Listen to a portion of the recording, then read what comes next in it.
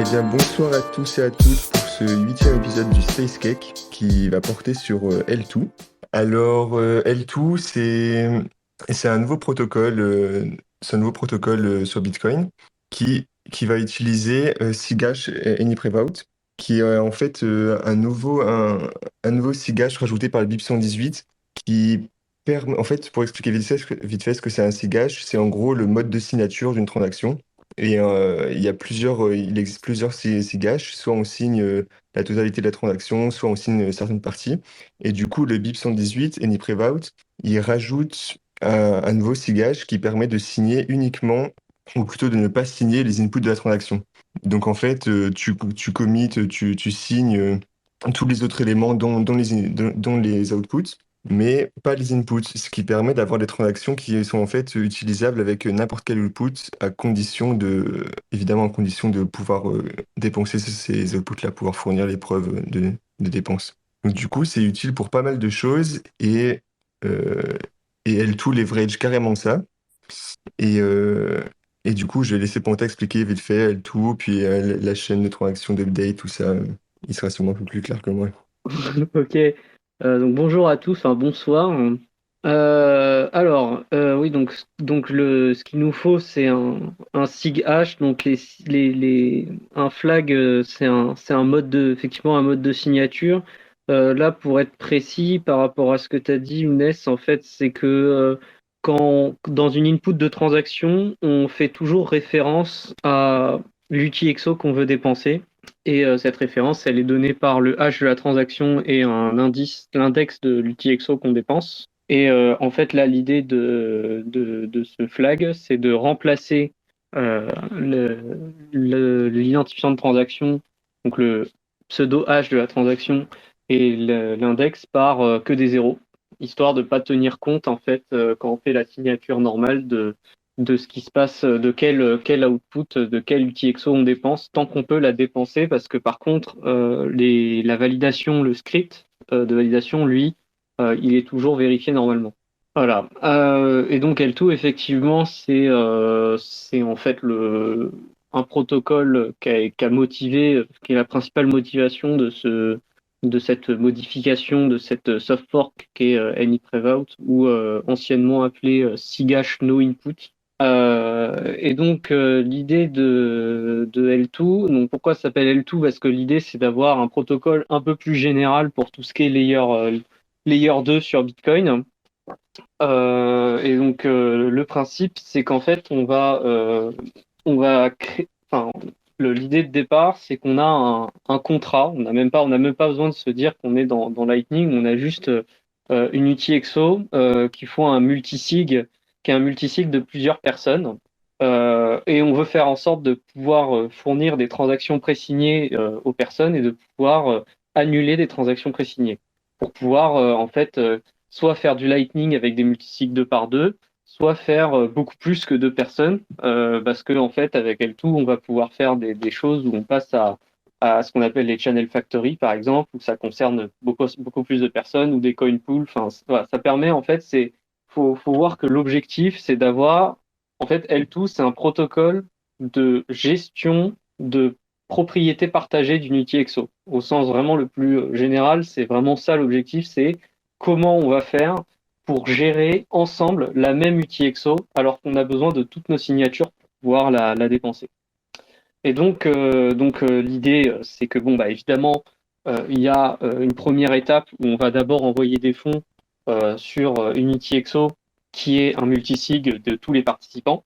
Donc souvent un N of N en général, mais on pourra imaginer dans le futur des multisigs à seuil potentiels, mais faudra bien s'assurer que c'est géré dans le protocole.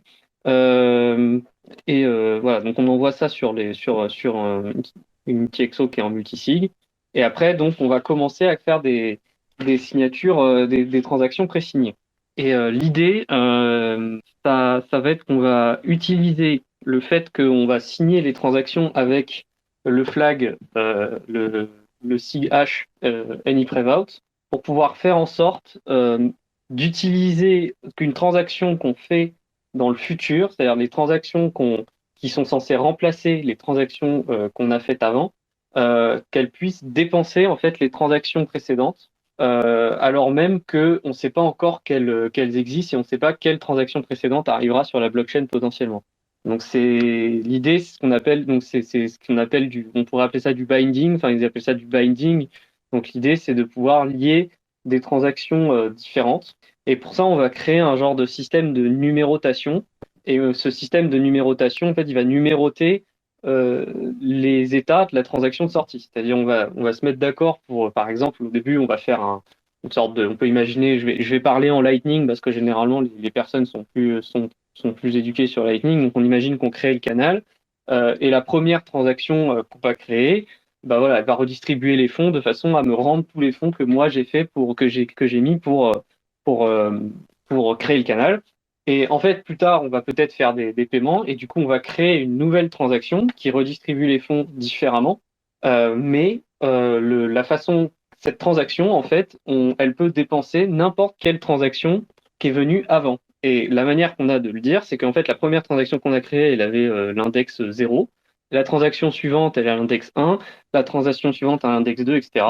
Et toute transaction qui a un index plus grand qu'une autre transaction peut dépenser en fait la transaction qui a un index plus petit. Et ça, c'est permis grâce au fait que les signatures sont réutilisables pour dépenser n'importe quelle transaction qu'on a mis dans le passé. Voilà, donc ça ressemble beaucoup à ce que Satoshi avait voulu faire quand il a créé ce qu'on appelle les numéros de séquence, les N séquences, qui sont un truc qu'on voit jamais, sauf quand on essaie de faire une transaction à la main sur Bitcoin Core, qui est quand même assez compliqué. Et c'est en gros une façon de les rendre, de forcer ces numéros à être respectés dans les règles de minage, quoi, quand l'acceptation dans un bloc. Alors, donc, du coup, concrètement, je pense, c'est le papier qui a été fait par Christian Decker, Rusty Russell et Osutokun, le gars de OASBIF, quoi, donc le gars de Lightning Labs. Dans ce papier, c'est assez clair. Et en gros, leur façon de présenter les choses, c'est d'abord de commencer avec une version simplifiée et complètement on-chain du protocole, puis ensuite de passer off-chain. Moi, ce que je propose pour essayer de comprendre comment ça marche, c'est de décrire exactement ce qui va se passer quand on va faire une mise à jour de la transaction. En fait, quand on va vouloir changer l'état la redistribution des fonds de l'UTXO qu'on partage tous ensemble, ce qu'on va faire, c'est qu'on va avoir deux transactions.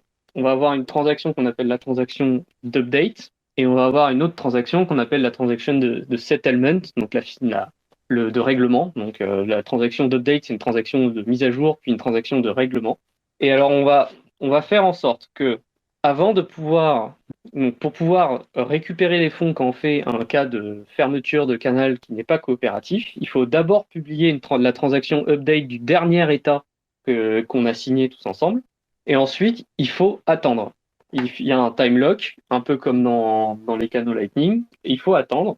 Et une fois qu'on a attendu suffisamment, on va pouvoir publier la transaction de règlement qu'on a, qu'on avait signée pour cette transaction de mise à jour. Et en fait, pourquoi on attend? C'est que potentiellement, imaginons que cette transaction d'update n'était pas la dernière qu'on a faite, mais en fait, pendant le time lock, il y a toujours une possibilité de dépenser la transaction d'update avec une autre transaction d'update parce que ça réutilise les mêmes clés pour faire la dépense. Et donc, du coup, les signatures de la transaction d'update qu'on avait signée auparavant, qui venaient mettre à jour l'état du canal, eh bien, on peut les réutiliser pour dépenser non pas la transaction de funding, l'UTXO de la funding, mais l'UTXO de la transaction de mise à jour, alors que c'est pas le dernier état. Et donc, comme on peut réutiliser les mêmes signatures, on va pouvoir dire, bah, en fait, cette nouvelle transaction d'update, je vais venir la relier à cette transaction d'update qui n'aurait pas dû être publiée, et elle va dépenser en fait l'argent avant qu'on puisse publier la transaction de règlement. Et la transaction de règlement, elle, bah, les clés publiques qui sont utilisées pour faire le règlement, elles dépendent de la transaction de mise à jour qui est actuellement publiée sur la blockchain et qui a créé la dernière UTXO. Voilà, donc il y a un dessin, c'est quand même un peu mieux avec un dessin. Donc en fait, Ouais, il faut. je l'ai mis en réponse du tweet. Attendez, je l'épingle. Hop. Donc le dessin, on a, c'est là, je sais pas quelle figure t'as mis, c'est la figure un ou la figure. J'ai mis la 5, on voit bien que une nouvelle peut dépenser une ancienne TX. Ouais, ok, ouais, la 5. Ok. Donc ce qu'on voit sur cette figure, c'est qu'on a donc un setup qui correspond au funding en fait, et le funding a une UTXO qu'on peut dépenser avec une première transaction de règlement. Mais on voit qu'on peut aussi ajouter des transactions de mise à jour qui sont notées TUI dans le papier. Et ces transactions de mise à jour, elles ont la capacité de dépenser n'importe quelle transaction de mise à jour ou la transaction de funding, n'importe laquelle qui est dans le passé. Et du coup, quand on a un cas de fermeture, enfin, en tout cas de dépense de l'UTXO de manière non coopérative, la personne, elle va publier une transaction d'update, et si c'est pas la dernière, une autre transaction d'update pourra être publiée en réponse, parce qu'il y a un time lock avant de pouvoir publier la transaction de settlement, donc la transaction TSI indiquée dans le graphique. Et donc du coup, elle va pouvoir corriger que en fait non, c'est pas le dernier état sur lequel on s'est mis d'accord. En fait, il y a un autre état qui est possible, et donc on va corriger en dépensant en fait la transaction d'update précédente, mais là concrètement. Et c'est juste que comme on ne sait pas quelle transaction d'update va être publiée quand quelqu'un essaie de tricher, eh ben, il faut qu'on soit capable de dépenser n'importe quelle transaction d'update du passé avec la transaction d'update du dernier état. Et donc ça, c'est permis grâce au SIG-H, no input, donc au flag, au any prevout qui est nécessaire, qui est dans BIP 118. Et après cette transaction d'update, en fait, l'UTXO peut être dépensé soit par bah, une autre transaction d'update dans le futur, donc c'est-à-dire une signature qui utiliserait les mêmes clés publiques que celles qui ont permis de créer la transaction d'update, avec un nouveau check qui va nous permettre de vérifier que c'est bien une transaction du futur et pas du passé. Je vais en parler après. Ou alors, après un certain temps, on peut dépenser la transaction update avec la transaction de règlement, avec les clés publiques associées à cette transaction de règlement. Et donc, en fait, comment on fait pour faire en sorte que on ne puisse dépenser que avec une transaction update, que avec des transactions update du futur? Ben, là, on utilise un check log time verify. En fait, quand on va créer une nouvelle transaction d'update, on va mettre un log time et on va à chaque fois incrémenter de 1 le log time de toutes les transactions update qu'on fait au fur et à mesure. Et on va imposer que la transaction update qui va dépenser notre transaction update actuelle, il faut qu'elle ait un log time plus élevé que la transaction update actuelle. Et c'est ça qui va permettre de vérifier que les seules transactions de mise à jour qui peuvent dépenser une transaction de mise à jour, ce sont les transactions de mise à jour qui ont un log time plus élevé que la transaction de mise à jour en question de départ, celle qui a été publiée. Et donc c'est ça qui va faire en sorte qu'on va pouvoir numéroter les états, donc les changements d'état du canal, et qui va faire en sorte que l'on ne peut dépenser, qu'on peut corriger un état du canal qu'avec une transaction qui a un numéro supérieur, un log time supérieur à celui de la transaction qui est actuellement qui a été publiée, qui est actuellement confirmée. Et comme les clés publiques pour dépenser, pour pouvoir régler, finaliser la répartition des fonds à la fin, elles dépendent de la transaction d'update, du numéro de la transaction d'update, et ben en fait, ça va faire qu'une fois qu'on a publié le dernier état, bah, il n'y a pas le choix. La seule transaction de règlement qui sera valide pour pouvoir dépenser notre transaction update, c'est bien la dernière. C'est bien celle pour laquelle la transaction d'update a été confirmée et le time lock s'est écoulé.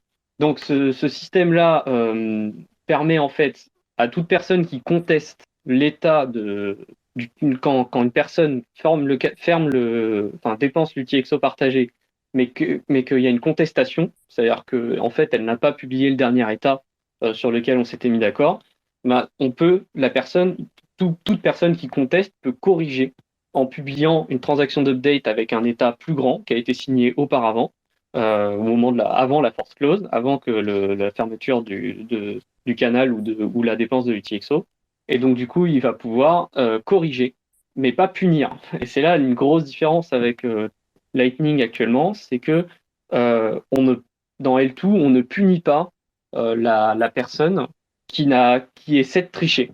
En fait, la seule punition qu'elle va se prendre, c'est que pour pouvoir mettre cette transaction d'update, elle va devoir payer des frais de minage.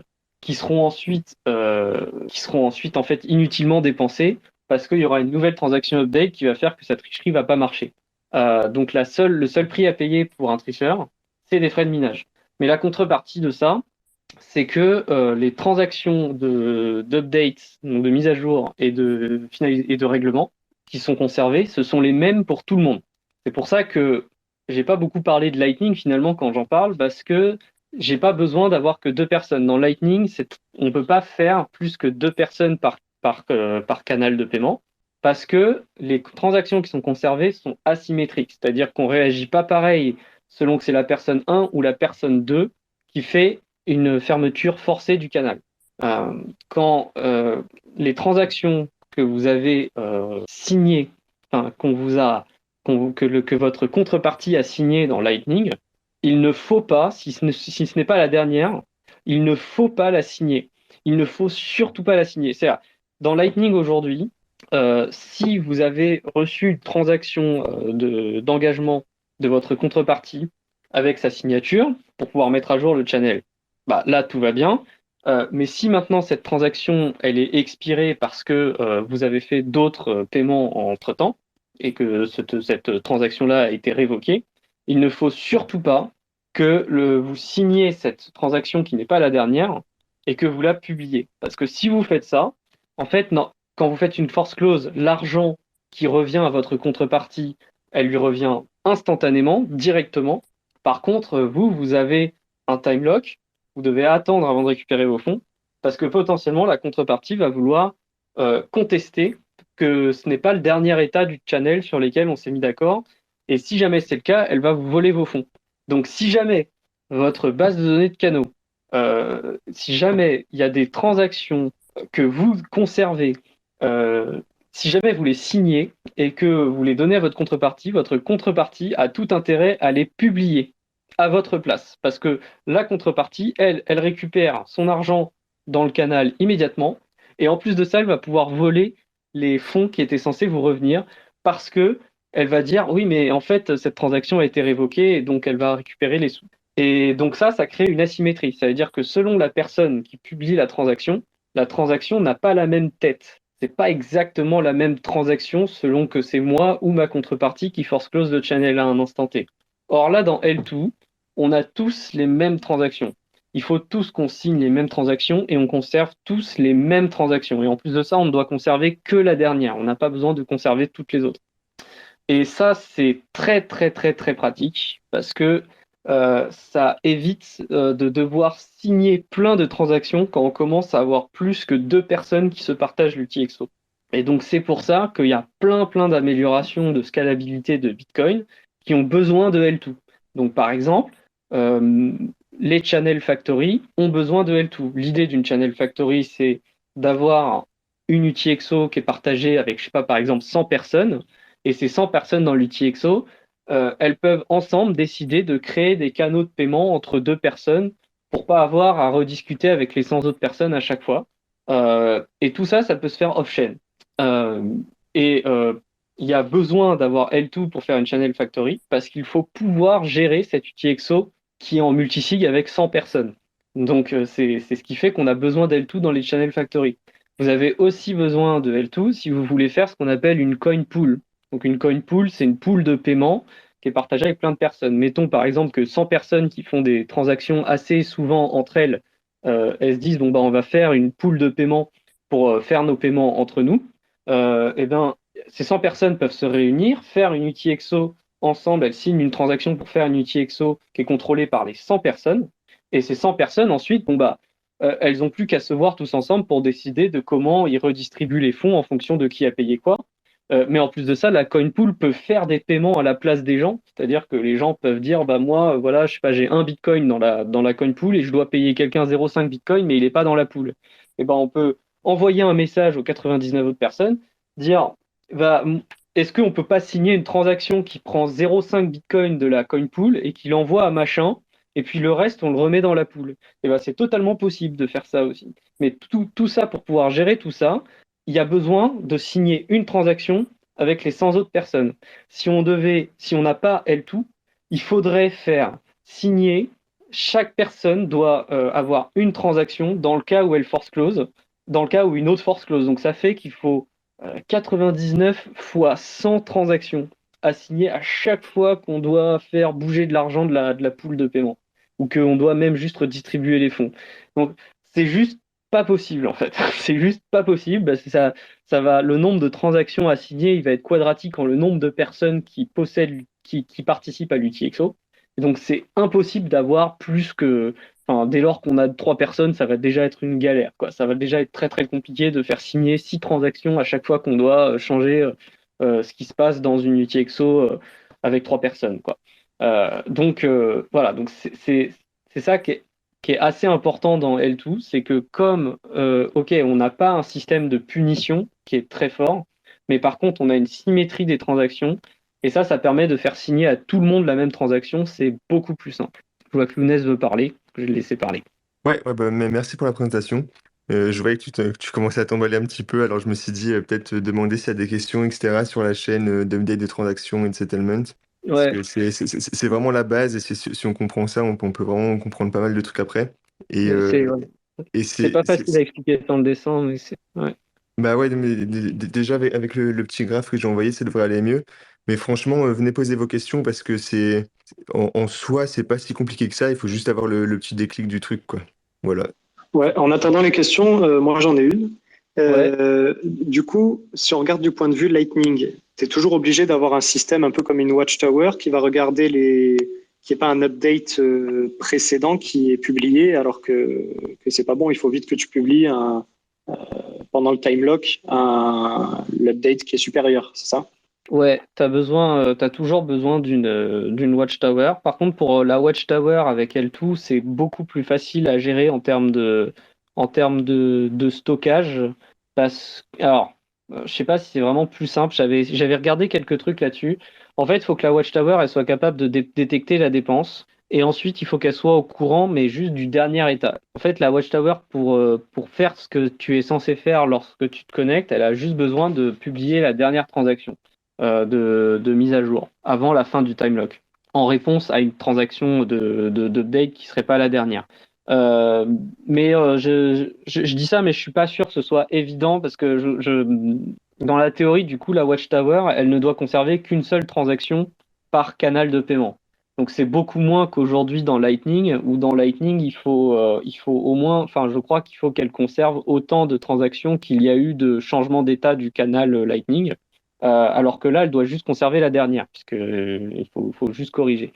Maintenant, je suis pas complètement sûr de ça parce que je crois qu'il faut quand même qu'elle puisse détecter la transaction d'update. Mais par contre, j'ai vu qu'il y avait des gens qui avaient proposé des solutions pour que ce soit logarithmique en la taille du canal. Donc, voilà. Donc je suis pas complètement sûr, mais en tout cas, c'est plus facile pour une Watchtower. Par contre, il y a un truc qui est assez intéressant, c'est que dans le fait que tu puisses avoir un multisig qui est plus gros que 2 personnes, fait que tu peux avoir une sorte de sécurité par les incentives des autres. Je m'explique. Mettons par exemple que je fais une coin pool, donc une pool de paiement avec 100 personnes, et que ces 100 personnes, elles sont pas toujours connectées, mais de temps en temps, elles sont connectées, et quand tout le monde est connecté, on peut faire des transactions. Bon, ce sera peut-être compliqué avec 100 personnes d'avoir toujours tout le monde connecté à un moment pour faire quelque chose, mais imaginons qu'il y ait un use case pour ça. Euh, un truc, c'est que si toi, t'es pas connecté alors que tu fais partie de la pool et que quelqu'un publie une transaction de mise à jour pour fermer la coin pool et que toi, t'es pas là, bah, l'avantage, c'est que tu peux aussi compter sur les 98 autres personnes pour publier le dernier état parce que potentiellement, elles aussi, elles se font avoir dans l'histoire. Donc, le fait que tu aies plus de personnes qui soient impliquées dans une UTXO peut faire qu'il y a des genres de, un peu les autres personnes deviennent aussi des watchtowers quelque part. Sauf que là, elles ont un énorme incentive, elles ont une énorme incitation à jouer leur rôle de watchtower pour le coup. C'est pas altruiste du tout comme, comme truc. C'est vraiment dans leurs propres intérêts. Donc, voilà. Donc, ce modèle de watchtower, il n'a pas du tout été discuté. Ça reste, je dis ça, je dis juste que bah voilà, il y a aussi cet avantage qui existe. On pourrait imaginer qu'à la place des canaux, on ait des canaux avec 3 personnes et que la troisième personne soit une watchtower. Mais bon, là, ça devient quand même altruiste à un moment. Mais voilà, juste pour dire que il y a des moyens d'avoir des systèmes où il y a une personne qui est impliquée dans la pool juste dans un but de surveillance, mais qu'en même temps, voilà, cette personne, elle peut avoir des intérêts à vraiment bien surveiller la pool, puisqu'elle pourrait collecter des frais ou des choses de ce type-là, quoi. Voilà, c'est une question. Ouais, concernant la Watchtower, en fait, il y a juste quand tu ouvres ton canal et que enfin, que tu t'inscris sur la Watchtower, on va dire, tu as juste à lui envoyer tes transactions, les transactions d'update à chaque fois qu'elles changent, et puis la transaction de trigger, quoi. Parce qu'après, Ouais. elle peut watch la trigger et voir si elle Ah est oui, alors dépensée. ça, Et c'est un si la truc que j'ai pas dit, la trigger, par contre. C'est vrai que j'avais ouais, pas parlé moi, de la trigger, mais oui, en fait, c'est un petit détail qui est pas forcément bien détaillé dans le papier, parce qu'il est rajouté tout à la fin, pour faire en sorte que les time locks, ils ne se lancent que lorsque l'on ferme le canal ou qu'on dépense l'UTXO partagé. Il y a une transaction intermédiaire qui est complètement inutile en soi, puisqu'elle renvoie les fonds dans la pool elle-même, qui sert de référence pour les time locks en fait. Ça, c'est juste un point que j'ai pas détaillé, mais c'est dit rapidement à la fin. Donc, quand on fait une fermeture unilatérale de l'UTXO partagé, quand on la dépense de manière unilatérale, il y a trois transactions. Il y a la transaction trigger qui va servir de référence au time lock. Puis, il y a une transaction de mise à jour qui sert à indiquer à quel état on est, c'est-à-dire combien de changements d'état, de combien d'updates on a fait et donc quelle est la dernière update. S'il y a contestation, il y aura d'autres transactions de mise à jour à ce moment-là. Et sinon, bah, il y a une transaction de règlement qui vient après un time lock. Et là, c'est terminé, la fermeture est complète. Donc la fermeture d'un canal, entre guillemets, L2, se fait en trois transactions. Et effectivement, une watchtower, elle peut surveiller la transaction trigger, parce que la transaction trigger qui initialise les time locks, elle change jamais, elle est fixée au début et elle change plus. Il n'y a pas ouais, besoin de la voilà, c'est pour ça. changer. Et Et donc, après, effectivement, elle peut surveiller ça. Et après, elle doit repérer que la transaction d'update actuelle n'est pas la dernière, pour pouvoir effectivement faire la contestation à notre place, puis publier la transaction de règlement. Voilà. Mais en fait, j'ai un doute sur le fait qu'elle ne doit conserver que le dernier état, que la dernière transaction d'update. J'ai un doute parce que je crois que pour des raisons de détection, il faut quand même qu'elle ait les transactions intermédiaires qu'il y a eu avant. Mais il y a des solutions pour rendre pourquoi? ça plus petit. Ouais, Pourquoi elle a j'ai besoin pas. d'être connexion intermédiaire? Parce que dans le script, tu as directement les deux clés publiques de l'État, quoi. Enfin, de settlement de Ouais, l'État. ouais, ça, Donc, du normalement, coup, ça devrait marcher. Ouais. ouais, ouais, Mais j'avais lu un papier et bizarrement, j'avais vu que, bah oui, mais en fait, L2 te permet pas exactement de te passer de tous les stockages intermédiaires. Mais je n'ai pas exactement compris pourquoi. Donc j'ai un doute. Je dis pas que je suis pas sûr, c'est tout. Hein. C'est possible qu'il n'y ait pas besoin de tout ça. C'est de retrouver le papier que j'avais lu. ouais, parce que moi aussi, je comprends pas de quoi on aurait besoin d'autre. Ouais, Non. j'avais trouvé ça en cherchant, en fait, j'avais cherché les citations du papier de L2 dans Google Scholar, hein, et j'avais trouvé un truc là-dessus, en fait. C'est comme ça que j'avais trouvé ça. Et pour ceux que ça intéresse, je vous ai mis aussi les scripts des transactions en réponse au space. Ouais, ça peut être pas mal d'expliquer un peu les scripts, je sais pas si... Ah oui, tu les as mis, super. Hop. Voilà, donc les scripts, donc le script d'une transaction update, donc là c'est oui, ouais, c'est bien d'avoir cette image-là. Donc le script d'une transaction update, il y a deux branches de dépenses. On a dépassé le time lock et on peut utiliser les clés publiques associées à la transaction de règlement pour cette update et on peut l'utiliser pour fermer définitivement l'UTXO, dépenser définitivement l'UTXO partagé. Soit on check le log time de la transaction et on vérifie qu'il est plus grand que le log time de la transaction d'update actuelle. Et si c'est le cas, alors on peut utiliser les mêmes clés publiques qu'avant pour pouvoir dépenser la transaction update. Et donc, c'est ça qui permet de corriger si jamais il y a un problème. Euh, un autre truc qui est intéressant aussi que j'avais vu, on utilise le log time, sauf que en fait, le log time, il a évidemment une signification particulière selon les valeurs du log time. Quand le log time il est inférieur à 500 millions, il a une valeur de délai de temps relatif. C'est-à-dire, quand une transaction est signée avec un log time de, mettons, 3600, le protocole Bitcoin, ce qu'il dit, c'est OK, bah, je vais regarder quand cette transaction, elle ne peut être confirmée que 1 heure après la confirmation de l'UTXO qui les dépense. Je crois que c'est ça, hein, si je me trompe pas. Parce que 3600, parce que 3000, il y a 3600 secondes dans 1 heure. Et si jamais le log time il est plus grand que 500 millions, il est interprété comme un timestamp classique. Donc c'est-à-dire que ça va être dire il ne peut être dépensé qu'après cette date. Cette transaction ne peut être confirmée qu'après telle date. Et en gros, pour pouvoir faire marcher le L2, il faut utiliser les log time qui sont entre 500 millions et le timestamp actuel. Parce qu'en fait, nous, on n'en a rien à faire que le on veut pas un temps relatif, on veut pas dire, on veut pas que la transaction elle soit confirmée s'il y a eu 200 millions de mises à jour, on veut pas que la transaction elle ne puisse être confirmée que 200 millions de secondes après la transaction précédente. C'est pas ce qu'on veut. Donc en fait, ce qu'on est obligé de faire, c'est de dire bon bah la première transaction, son log time, ça va être 500 millions, donc elle peut être dépensée après genre une date qui doit être quelque chose comme, enfin je sais pas qu'est-ce que c'est exactement, mais le timestamp 0, il est dans les années 1980, mais donc du coup ça je sais pas, je dis un exemple, mais elle peut pas être dépensée avant les années 2000, mettons. Bon, évidemment, on est bien plus après on est bien après de l'année 2000. Donc ça ne contraint rien du tout en termes d'horloge, quoi, en termes de temps à partir de laquelle la transaction peut être publiée. Par contre, c'est un numéro.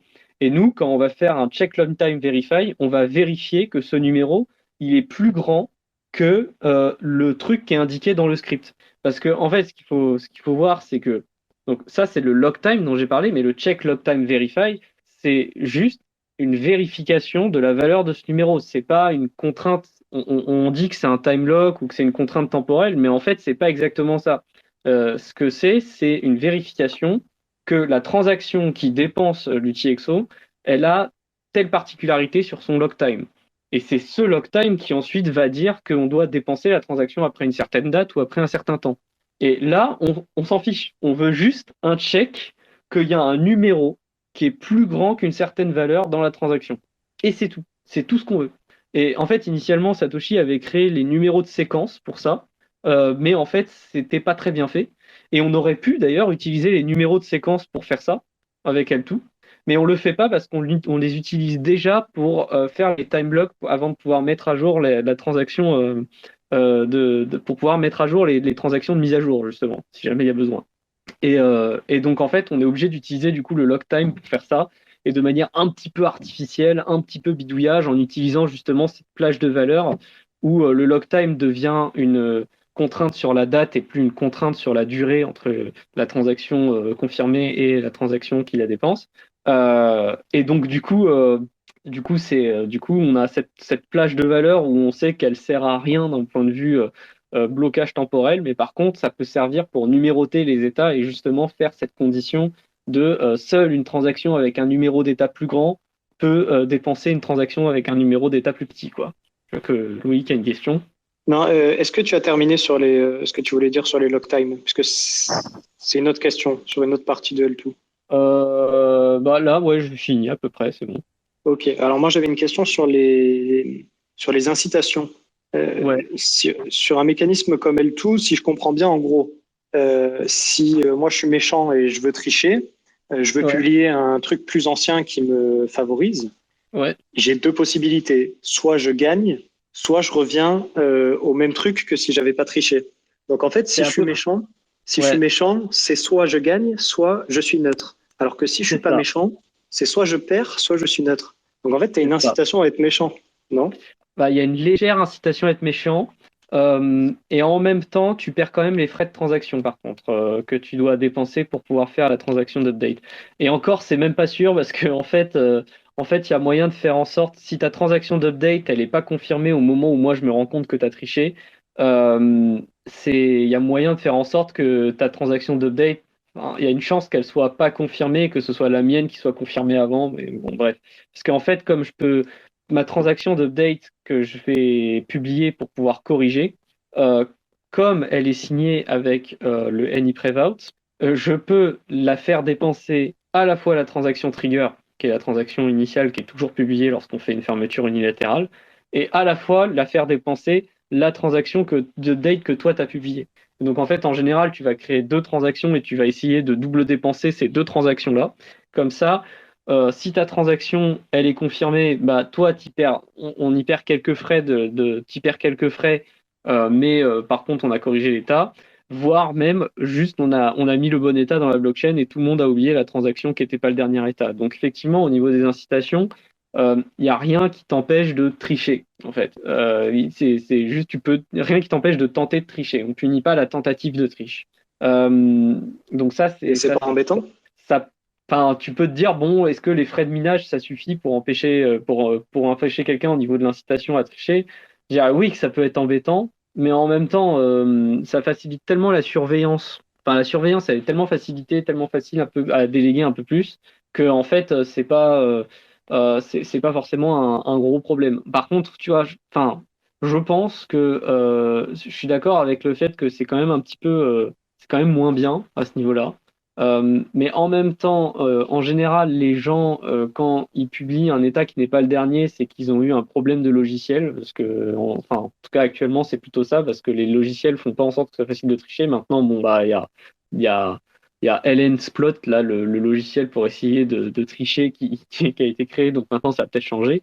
Mais par contre, un truc, c'est que si L2 venait à être utilisé dans des pools avec plus de personnes impliquées, il y a moyen que ça soit même pas la peine d'essayer parce qu'il y a trop de personnes qui ont intérêt à ce que ce soit effectivement le dernier état qui soit publié, tu vois. Mais bon, Ouais, je comprends. je suis d'accord que ça reste un sujet, qu'il n'y a pas de mécanisme que le fait qu'il n'y ait pas de mécanisme de punition, ça peut quand même être un sujet en termes d'incentives, c'est quand même pas terrible. Maintenant, il y a plein de protocoles qui fonctionnent alors qu'il y a des trucs où on pourrait tenter de tricher sans que ça nous coûte cher. Tu vois, par exemple, tu peux avoir des protocoles qui, par exemple, peuvent être attaqués via le spam ou des choses comme ça, et il n'y aura aucune manière de punir le spam, même avec des frais de transaction des fois. Et pourtant, les protocoles fonctionnent. Donc, je suis d'accord que ça peut être un problème, mais je suis pas sûr que ça remette en cause le protocole, parce qu'il suffit que la personne vraiment Enfin, ça reste quand même un cas où tu as quand même peu de chances de gagner, quoi. Alors, même si effectivement tu Ouais. peux tenter à chaque fois, tu as quand même peu de chances de gagner. Maintenant, voilà, libre à toi, évidemment, d'essayer de profiter du système au maximum. C'est évidemment tout à fait possible. Donc, voilà. Hmm. Je saurais pas, enfin, j'ai pas vu beaucoup de discussions là-dessus, honnêtement, des corps dev ou des choses comme ça, enfin, des personnes qui travaillent sur ce genre de choses.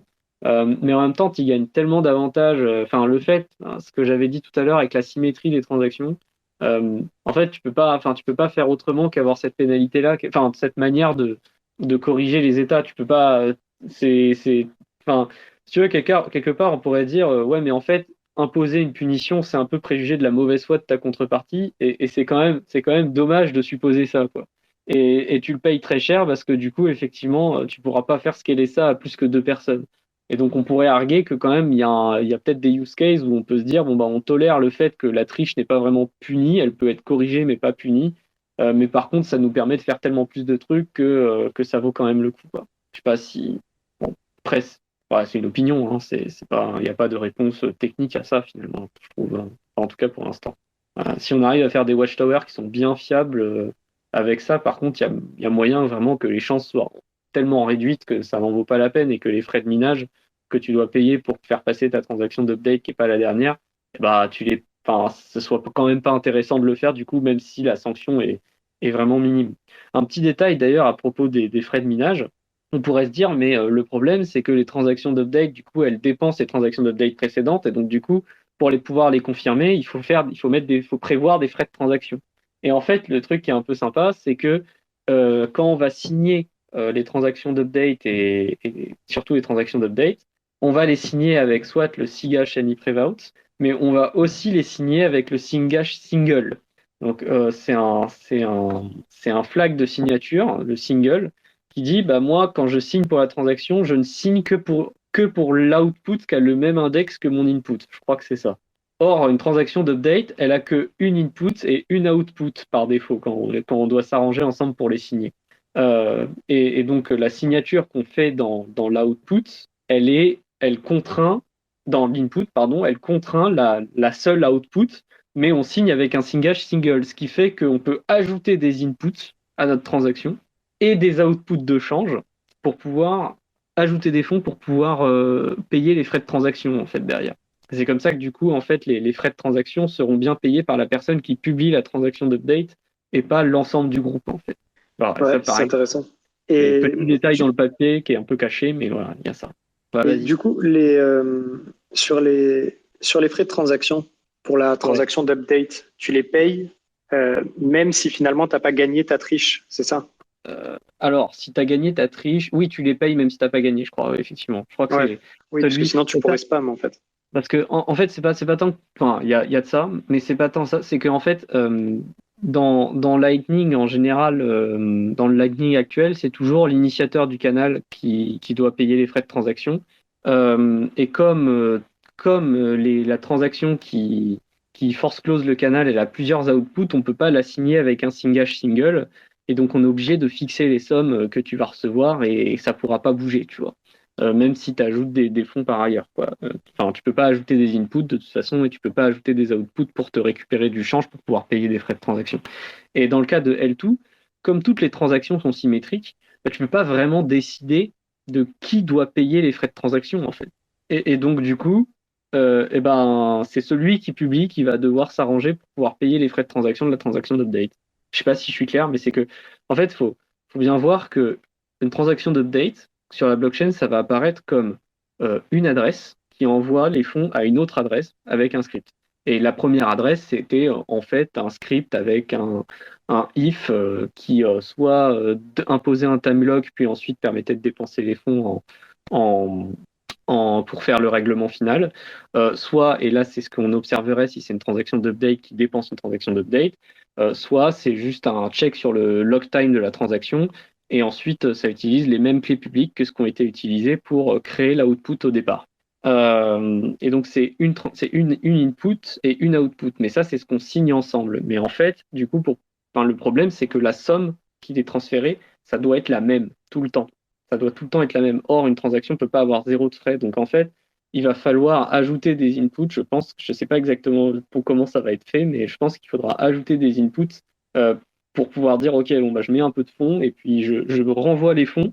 J'ajoute une output de l'autre côté pour me renvoyer les fonds de façon à ce que bah, la différence serve à payer les frais de transaction. Et ça, c'est celui qui décide de publier unilatéralement la transaction qui doit en avoir. Donc, du coup, ça suppose quand même que les gens ils aient déjà aussi des BTC par ailleurs, quoi, manifestement. Je ne suis pas complètement sûr de ça, mais voilà, je crois qu'il y a de ça. Ouais, super intéressant. Peut-être si des personnes ont des questions, n'hésitez pas à les poser, on vous fait monter. Il n'y a pas de questions bêtes, même si Il n'y a pas de c'est du question très bête, gros ça niveau c'est sûr, technique. C'est voilà, n'hésitez pas à poser les questions. Ouais, je pensais à un truc là, mais j'ai oublié. Je te demanderai après. ouais. S'il n'y a pas de question tout de suite, sinon il y a un truc qui est intéressant, c'est la combinaison de L2 avec RGB. Euh, donc malheureusement pour expliquer RGB, ça va être un peu compliqué là. Donc on va peut-être pas expliquer RGB, mais euh, RGB, il faut voir ça comme un système de smart contract qui utilise Bitcoin. Donc ça veut dire, ce que je veux dire par là, c'est que les objets qui sont gérés par RGB ne sont pas des bitcoins en fait. Ce sont des trucs qui sont basés sur des contrats qui sont complètement extérieurs, mais il n'y a pas de prise d'RGB sur la manière qu'on a de dépenser nos bitcoins. Et donc on peut faire des smart contracts très complexes, etc., puisqu'il n'y a pas besoin de faire vérifier les smart contracts ne sont pas validés, exécutés par tous les full nodes de Bitcoin, donc il n'y a pas de problème de scalabilité, quoi. Chacun fait ses petits smart contracts de son côté. Donc on peut faire des smart contracts très complexes. Et le problème, par contre, dans RGB, c'est qu'à chaque fois qu'on va faire une modification des propriétaires des états d'un contrat dans RGB, donc par exemple, on veut faire bouger des tokens, des choses comme ça, on veut les envoyer à quelqu'un d'autre, eh bien, il faut faire une transaction on-chain. Et du coup, ça fait que bah, il y a des smart contracts qui seraient quand même très intéressants en termes de finances décentralisées qui ne sont malheureusement pas possibles dans l'état actuel à mettre sur RGB, ou alors c'est un petit peu compliqué parce que justement, il faudrait gérer tellement de changements d'état on-chain et se mettre d'accord dessus que ça risquerait d'être compliqué. Bon, ça n'empêche pas que c'est pas complètement impossible, mais c'est compliqué. L'exemple que j'ai en tête, c'est par exemple une pool de liquidité, une liquidity pool comme ils ont sur ETH pour pouvoir faire des échanges de tokens contre un autre token. Potentiellement, s'il y a plein de gens qui commencent à l'utiliser, ça va faire plein de transactions à gérer pour la pool et donc du coup, ça peut être un peu compliqué. Et en fait, avec RGB, il y a moyen de donner prise au smart contract sur des bitcoins.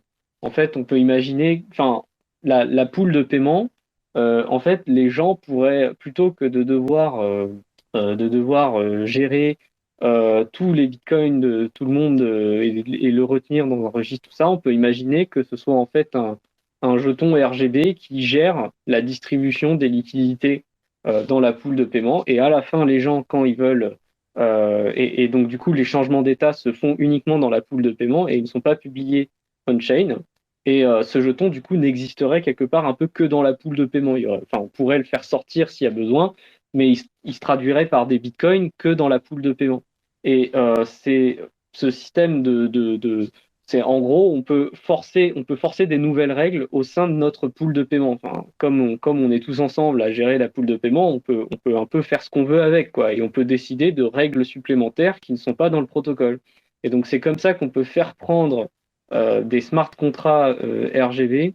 On peut les rendre un peu plus concrets au niveau de la gestion de fonds de Bitcoin, en l'occurrence, grâce à L2, en faisant en sorte que toutes les parties qui voudraient s'assurer d'une conversion de leur token en Bitcoin, elles soient dans la pool tout ensemble et elles fassent leurs transactions tout ensemble dans la pool.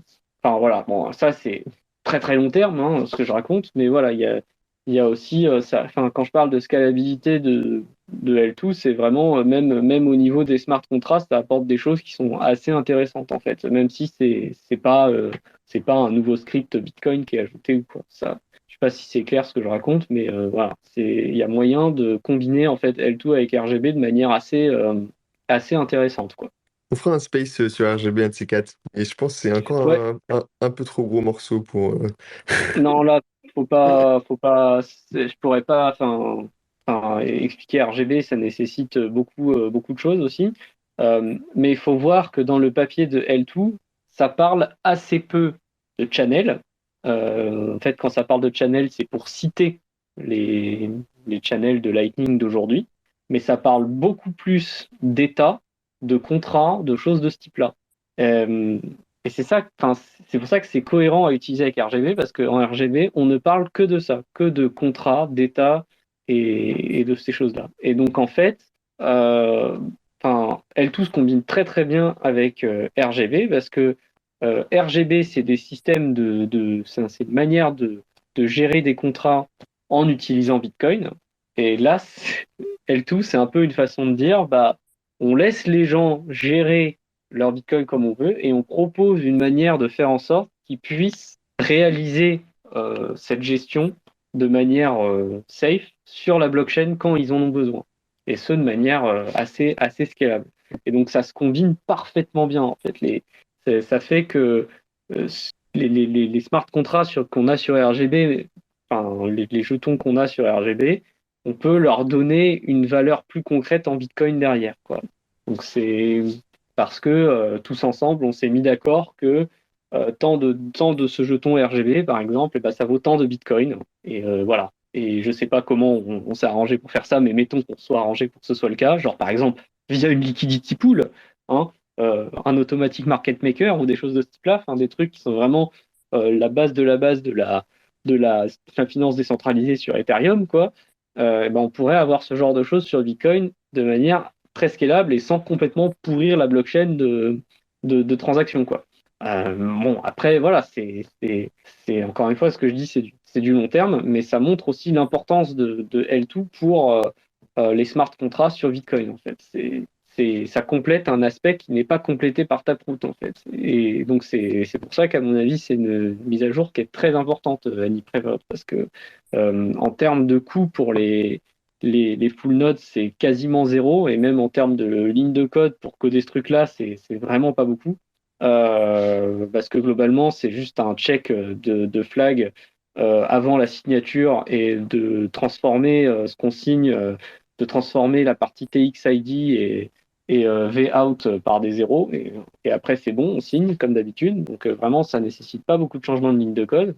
Le plus gros du changement de ligne de code que ça nécessite, c'est pas pour, faire la signature comme il faut, c'est pour trouver, détecter le fait qu'on veut signer comme ça, créer le nouveau format pour pouvoir faire la soft fork. Enfin, il y a beaucoup plus de choses qui concernent ce qu'il y a autour du cœur du code qui va être nécessaire que le cœur du code en lui-même qui sera vraiment très très court.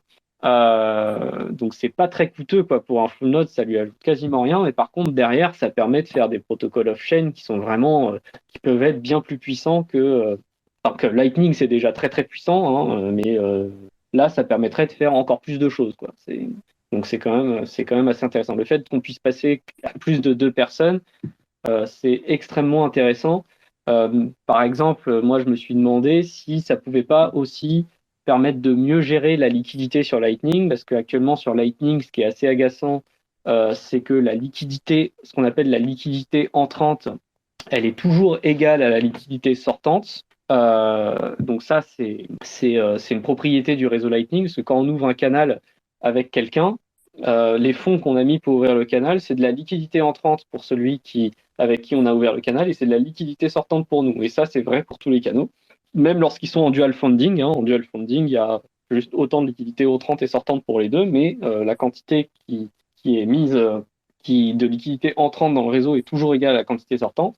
Et là, si on avait des genres de pools de paiement qui pouvaient faire des relais Lightning quelque part, un peu à la Channel Factory, mais sans forcément avoir le concept de channel, quoi, et ben on peut imaginer qu'il y ait moins de problèmes de liquidité entrante, puisque par exemple, si j'ai une pool de 50 personnes, et ben, je peux recevoir de l'argent de n'importe laquelle des 49 autres personnes tant que tout l'argent n'est pas de mon côté.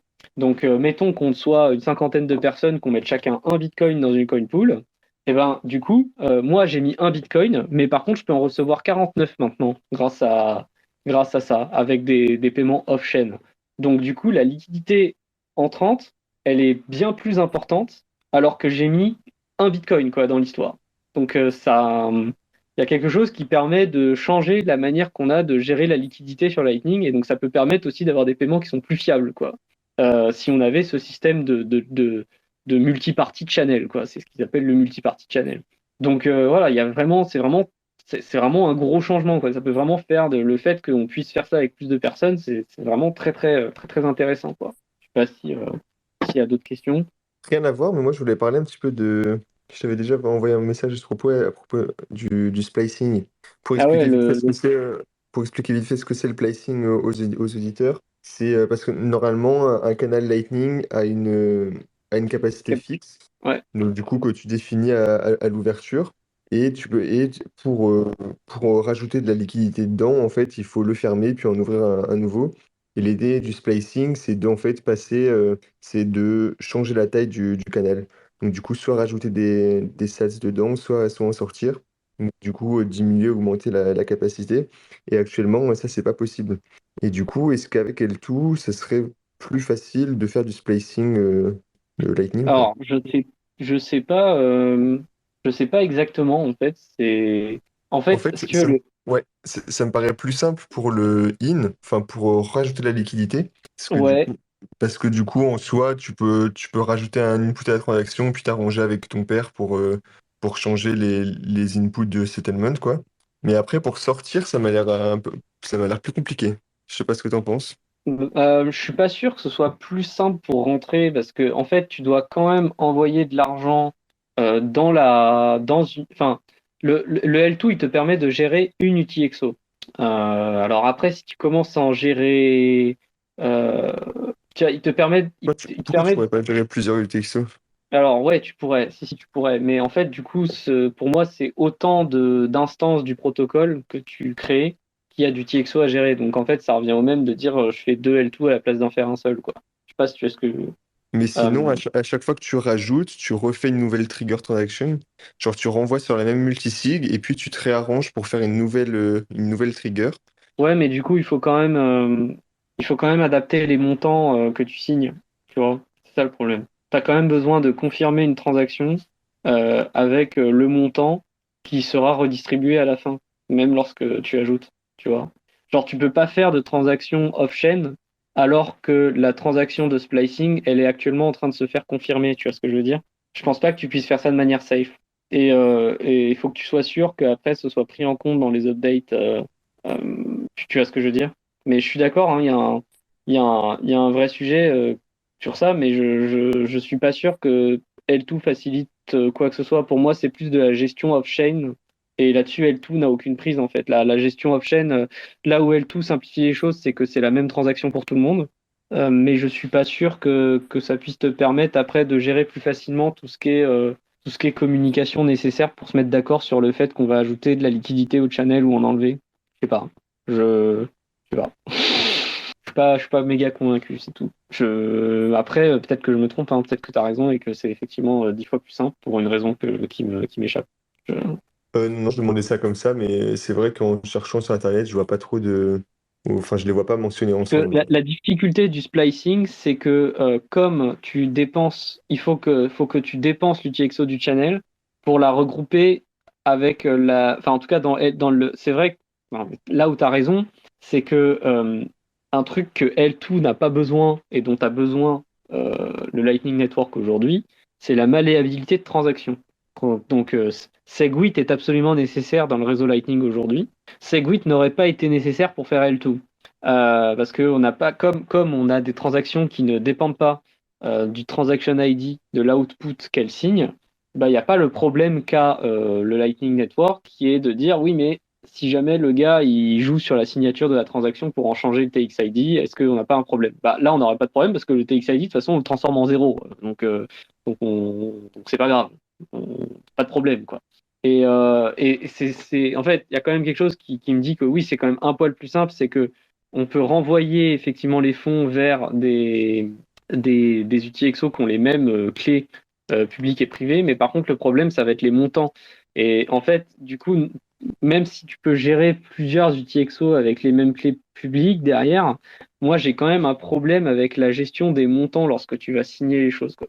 Je ne sais pas si on peut faire en sorte que la signature ne tienne pas compte du montant, en fait, quand on signe des transactions. Pour moi, Mais ce serait nécessaire pour vraiment faciliter les choses, si on voulait faciliter les choses. Sinon, tu aurais le même problème où en fait, il faut quand même que derrière, tu aies plein de négociations off-chain et une pause off-chain pendant le temps de confirmation du splicing on-chain. Et du coup, tu as les mêmes problèmes, quoi. Tu vois? Je sais pas si c'est. ouais, ok. Après, tu vois, enfin, là, on parle, mais effectivement, c'est pas un sujet qui a été méga creusé par les développeurs Lightning, le splicing. Et donc, oui, aujourd'hui, je sais pas exactement. Parce que tu vois, si tu veux, quand tu décides de faire sortir de la liquidité du channel, tu dis, bon, bah voilà, moi, j'ai de la liquidité de mon côté, je te propose d'en sortir une partie. Donc, du coup, on va créer une transaction qui me renvoie la liquidité. Et puis, le reste, on le laisse dans le channel et on va créer des nouvelles transactions de commitment, des commitment transactions qui dépensent la nouvelle UTXO du channel, mais en me donnant moins d'argent en retour, quoi, avec la différence avec le splicing. Et en fait, le problème, c'est, OK, on peut faire ça, mais une fois, pendant le temps qu'on fasse la transaction, qu'on la signe, qu'on la publie, et pendant le temps qu'on doit attendre avant sa confirmation, là, on peut plus faire d'échange dans le channel parce que sinon il y a moyen que je double dépense la transaction de splicing, tu vois. C'est ça enfin, tu vois, enfin, il y a moyen que en même temps je publie un état précédent du channel alors qu'on vient de faire une transaction de splicing. Enfin voilà, donc il y a tout un.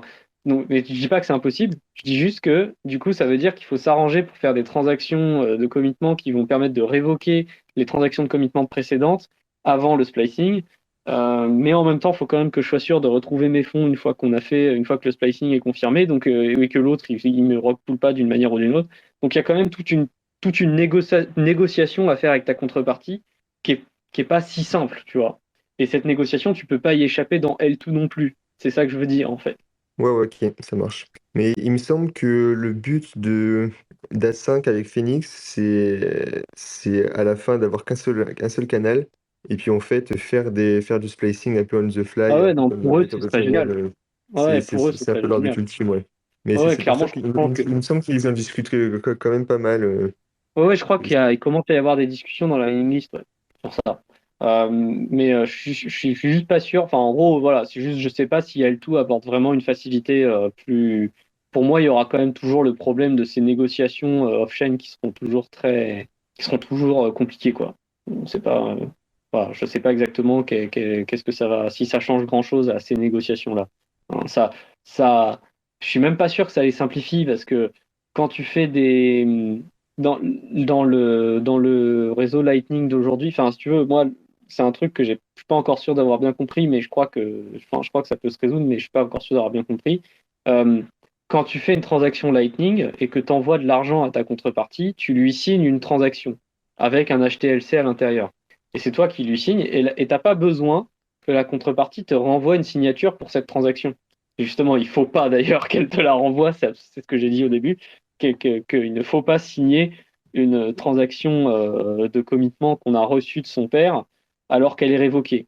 Donc, il ne faut pas que ta contrepartie ait la signature de cette transaction. Donc, quand tu envoies une transaction avec un HTLC qui va potentiellement aller pour ta contrepartie, si le paiement est un succès, euh, eh bien, tu lui envoies la transaction et c'est terminé en fait. Après, il faut juste se mettre d'accord avec ta contrepartie pour révoquer les transactions précédentes et c'est tout. Mais tu n'as pas à attendre la signature de ta contrepartie. Alors que dans L2, tu as besoin de la signature de ta contrepartie. Quand tu fais la négociation, euh, quand tu veux envoyer de l'argent via un HTLC avec L2, tu vas créer une nouvelle transaction d'update. Cette transaction d'update, elle va potentiellement envoyer de l'argent à ta contrepartie, mais là, par contre, il va falloir que tu t'arranges pour récupérer la signature de cette transaction d'update parce que sinon, tu ne pourras pas la publier. Donc, tu es quand même embêté, quoi. Du coup, le gars peut te rug pull à ce moment-là, quoi. Donc, euh, donc voilà. Alors après, je sais pas, je suis pas complètement sûr de moi parce que je pense qu'au niveau des incitations, il aura vraiment aucune incitation à publier cette transaction-là en particulier, puisque tu pourras toujours mettre à jour avec des transactions futures. Mais voilà, il y a quand même le fait que là, tu as besoin d'avoir la signature de ta contrepartie à chaque fois dans L2, et donc du coup, je suis pas complètement sûr que ça simplifie les négociations off-chain quand on veut parler de splicing avec L2, quoi. Voilà, c'est pour ça que je suis pas convaincu. Mais voilà, c'est à voir. On verra ça dans le futur. D'accord. Toujours pas de questions? Venez nous poser des questions, même si vous en avez sur. Sur les Je pense spaces qu'on. précédents, sur Ouais, tout ce que vous je pense voulez. qu'on a déjà pas mal fait le tour là sur L2, non? Bah, on a fait, oui, on a fait le tour. Ouais, je sais pas si j'avais d'autres choses à raconter, mais en tout cas, d'un point de vue technique de ce que c'est, voilà, j'espère que c'était clair. Je suis pas complètement sûr que ce soit clair, mais C'était très très clair, c'était super. T'es un très bah, très bon tant mieux. vulgarisateur. Sur des sujets comme ça, c'est très bien. Écoute, bah, tant Ouais, mieux si t'as n'hésitez pas si compris. vous avez des questions ou même sur autre chose, demandez la parole. De toute façon, il n'y a personne qui demande, donc venez poser vos questions. Après, on sait qu'il y a donc Any Prevout, le BIP 118, il s'appelle Any Prevout, mais en fait, il y a autre chose dedans. Il y a ce qu'ils appellent aussi Any Prevout, Any Prev Script. Et en fait, c'est un petit peu différent les deux, mais je sais plus lequel est nécessaire pour être tout, mais ça peut servir aussi d'avoir cet autre opcode. J'essaie de regarder ce que ça fait déjà la différence entre les deux, mais voilà. Alors après, au niveau de l'activation de cette chose-là, manifestement, ce qui est envisagé, c'est d'avoir une nouvelle version de clé publique. Donc, ce ne serait pas une nouvelle version Segwit, ce serait une nouvelle version de clé publique. Et donc, ça utiliserait le fait que dans Taproot, en fait, nécessite des clés qui sont de 32 octets de long. Et les clés de L2 seraient de 33 octets de long pour pouvoir faire la différence. Et en fait, dans Segwit version 1, toutes les clés qui ne sont pas de 32 octets sont considérées comme des scripts que n'importe qui peut dépenser. Donc c'est ça qui fait qu'on va pouvoir l'implémenter en soft fork en ajoutant simplement plus d'octets à la clé publique qui est normalement mise dans une sortie de type pay to tap. Ok, ok, donc c'est pour ça que je me demandais à quoi ça servait de rajouter encore des nouveaux types de clés. Ouais, C'est vraiment ils juste appellent pour ça permettre la dépense, quoi. Enfin, la Bah, validation plutôt les c'est juste pour précédentes permettre versions. la rétrocompatibilité, en fait. C'est que ce nouveau type de clé, il sera vu comme un E1 CatSpan par les anciens, par tous les nœuds pré-L2.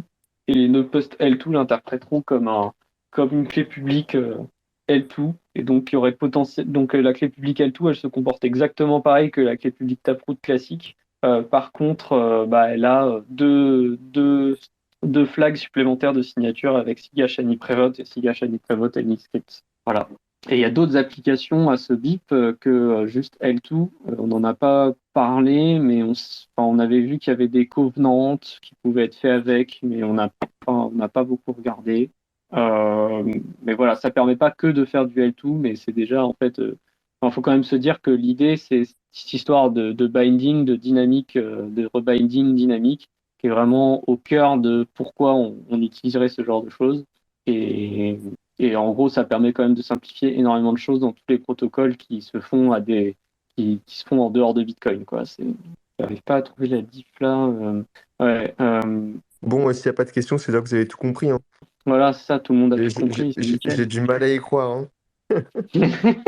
Oui, alors sinon, bah, les transactions de règlement de finalisation de L2, elles sont aussi signées avec le flag AnyPrevout, parce que du coup, on ne connaît jamais à l'avance les transaction ID des transactions qui sont impliquées en fait dans une fermeture unilatérale dans L2. On ne peut pas savoir parce qu'on ne sait pas on ne peut pas savoir si quelqu'un va pas tenter de tricher et d'ajouter une transaction update, même si on corrige tout à la fin.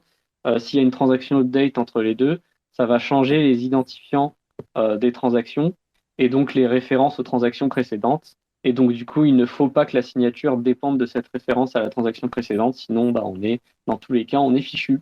Et donc, c'est pour ça que dans les transactions de règlement, les clés publiques sont générées à la volée. Les clés publiques, c'est parce que donc, je rappelle que les transactions de mise à jour utilisent toutes les mêmes clés publiques pour les deux parties, ou plus d'ailleurs, pour toutes les parties.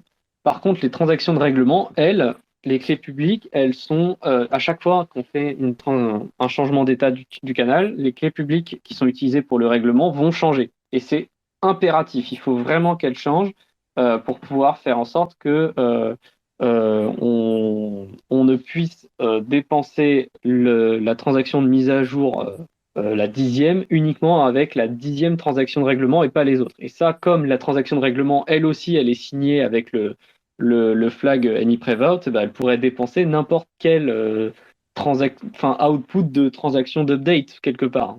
Si on faisait s'il n'y avait pas ce système de renouvellement de clés à chaque transaction d'update. Et donc, on va utiliser pour ça des trucs comme des Xpub pour pouvoir générer des clés publiques à la volée qui seront utilisées pour signer les transactions de règlement. Parce que vous avez noté qu'à chaque fois qu'on fait un changement d'état du canal dans L2, on signe une transaction de mise à jour avec les mêmes clés publiques que d'habitude et une transaction de règlement avec des nouvelles clés qu'on aura générées à la volée. Et avec, potentiellement, on peut imaginer que dans le protocole, il y a un partage d'Xpub ou un truc de ce type-là pour générer les clés à la volée. Donc ça, c'est intéressant de voir que les Xpub finissent par être utilisés bien plus loin que juste gérer son wallet, que ça puisse carrément devenir un truc de seconde couche à la Lightning, moyen de paiement, etc., quoi. J'ai toujours pas retrouvé la différence entre AnyPrevout et AnyPrevScript. C'est un AnyPrevout et AnyPrevout AnyScript. Tu sais, il y a deux flags qui sont proposés dans le BIP 118. Ah oui, donc voilà. Donc ce qu'il dit, c'est que le AnyPrevout, si jamais si tu as signé avec le flag SIGH AnyPrevout, euh, alors c'est comme d'habitude, sauf que l'UTXO qui est dépensé, bah, elle n'est pas inclus enfin, on s'en fiche quoi quand on calcule la signature. Et quand on met AnyPrevout et AnyScript, c'est pareil. Il n'y a pas du TXO, mais il n'y a pas non plus la somme, ni le script pubkey, ni la taplif, ni le hash la feuille taproot qui sont inclus dans la signature. Alors là c'est quelque chose. Je sais pas à quoi ça sert exactement de retirer tout ça. Je sais pas que ça devient compliqué à gérer si tu mets même plus le. Ah oui. Donc je pense Ouais, je pense que ce qu'il va falloir utiliser pour L2, c'est Sigash, AnyPrevout, AnyScript. Voilà. Je crois que ça va être ça qui va être utilisé. Je suis pas complètement sûr. Voilà. Tu peux pas signer pour le script pubkey parce que le script pubkey peut être différent selon les transactions d'update. Donc normalement, ça devrait être ça. Voilà. Ce Bon, sera bah voilà, hein. Sigash, AnyPrevout et AnyScript qui sera utilisé pour L2. Et après, bon, bah, il y a peut-être d'autres choses. Je pense que le AnyPrevout tout court, il peut servir pour tout ce qui est Covenant, etc. Peut-être. C'est bien possible que ce soit pour des trucs avec plus des transactions pré-signées, mais pour des Covenants, pas pour du paiement en couche supérieure. Voilà, voilà. Ouais, j'ai Bon, l'impression que c'est un gros sujet aussi. Il faudrait qu'on fasse un sujet sur les covenants. Et alors je ça, je sais connais beaucoup moins, hein, pour info quand même, je le dis. Donc, faudra bah, me. c'est l'occasion qu'on se Ça renseigne un changera un petit peu peu. là, parce que là, moi, j'y connais beaucoup moins. Alors, je sais Mais ouais, qu'il y a des gens de Revolt là qu'on avait vu au BitDev qui travaillaient là-dessus. Enfin, voilà, c'est des gens de ouais, Revolt qui ouais, travaillent très bien sur les Covenants. Kevin et Antoine. Et Ouais, faut voir si on fait un gros sujet covenant, si on essaie de traiter un peu les différentes solutions qu'il y a, ou ouais, je alors si on pense. se Ouais, sépare et puis on parle des covenants avec AnyPrevout et donc des space chain, tout ça. Et enfin, voir un petit peu quelle forme ça peut prendre, quoi. Mais, ouais. on est obligé de traiter les covenants, franchement. Oui, oui, je pense que ça reste assez important. Bref, ouais. Bon, Bon, sinon, globalement, le consensus sur L2, c'est que c'est quand même très très bien et que ça peut justifier la soft fork qui est nécessaire pour que ça se fasse, hein. Ça va. Donc maintenant, là, on a failli l'avoir avec Taproot, mais on l'a pas eu. On est passé pas loin. Mais en même temps, dommage. vu que les spécifications ont été encore changées, c'était pas mal de pas le faire tout de suite, peut-être. Mais voilà, j'espère que ça prendra pas trop de temps à être activé, mais bon, il y avait déjà eu du drama entre faire la soft fork pour L2 et la soft fork pour check template verify. Il y avait eu du drama là-dessus et bon, voilà. Je- on verra, mais je pense que Ouais, ça bah, se. j'ai l'impression de voir pas mal de gens qui sont OK pour faire encore des soft forks pour CISA et L2, et Ouais, après arrêter, quoi. ouais, ouais, ouais. Bah, t'as Maxime de RGB qui est forcément un peu chaud là-dessus parce que bah, L2 c'est important pour RGB et après CISA c'est tellement une grosse économie de block space que pourquoi pas. Mais ouais, après il y en a. Enfin, le consensus sur l'autre short fork là qui est Check Template Verify, il est beaucoup moins fort quoi. Il y a des gens qui y sont fortement opposés. Donc bon, voilà. Après, après la différence fondamentale, c'est que CISA va demander des très très grosses modifications du code. Là, pour le coup, c'est vraiment très très gros comme modif. Donc, si on devait faire CISA et L2, je pense que ce sera d'abord L2 et puis après CISA, on se donnera le temps d'y réfléchir. Euh, et OP Check Template Verify, c'est beaucoup plus compliqué à implémenter. Enfin, le code n'est pas non plus très très long, juste le code de validation, mais il est beaucoup plus galère à vérifier parce que c'est plein de flags dans tous les sens. Enfin, voilà, donc c'est plus compliqué. Donc voilà, L2 a quand même l'avantage d'être très très simple et de donner quand même pas mal de possibilités alors que c'est vraiment une modification pas très coûteuse, quoi. Voilà. Donc ça passera sûrement, mais c'est juste que là c'est une question de temps, quoi. Et bon, comme vu le temps que ça prend de faire des soft forks sur Bitcoin, bon, bah, on peut espérer ça, avoir ça peut-être dans 4 ans. Ce sera peut-être comme j'ai l'impression qu'on fait une soft fork entre chaque bull run, tu vois. Donc peut-être attendre euh, peut-être attendre un nouveau bull run avant d'avoir L2, de revenir dans un nouveau bear market, sachant que là on est pas mal là en ce moment. Mais voilà. Voilà, Ah, bon, ben on clôture. ouais, je pense qu'on peut s'arrêter là. Ouais, ouais, français.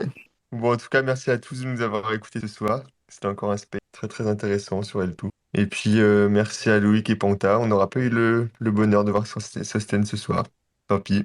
Et puis, à la semaine prochaine, quoi. Ciao, bonne soirée, merci à tous. Salut à tout le monde, à Bonne la soirée. prochaine. Merci à tous. Bye bye. Merci d'avoir écouté notre podcast, j'espère qu'il vous a plu. N'hésitez pas à le partager sur les réseaux et nous mettre une note sur votre plateforme de podcast préférée, ça nous aide énormément. Ceci était une production Découvre Bitcoin, je vous retrouve très bientôt sur les réseaux. Merci à vous et n'oubliez pas de le partager grandement. Salut!